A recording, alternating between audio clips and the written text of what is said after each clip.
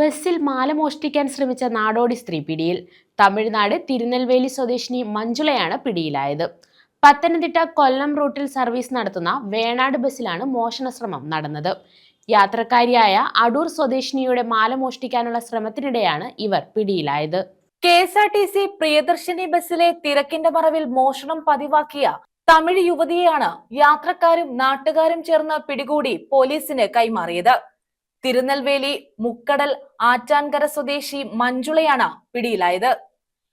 പത്തനംതിട്ട കൊല്ലം റൂട്ടിൽ സർവീസ് നടത്തുന്ന വേണാട് ബസ്സിലായിരുന്നു സംഭവം.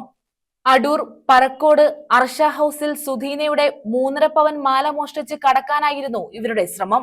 പന്മന മുഖമ്മൂട് ജംഗ്ഷനിലെ ബസ് സ്റ്റോപ്പിൽ ഇറങ്ങുന്നതിനിടെ സുധീനയുടെ മാല പൊട്ടിച്ച് രക്ഷപ്പെടാനായിരുന്നു ശ്രമം. മാല പൊട്ടിക്കുന്നത് സുധീന മനസ്സിലാക്കിയതോടെ ഇവർ ബസ്സിൽ നിന്നും ഇറങ്ങി ഓടുകയായിരുന്നു. യാത്രക്കാരും നാട്ടുകാരും ചേർന്ന് ഇവരെ പിന്തുടർന്ന് പിടികൂടി.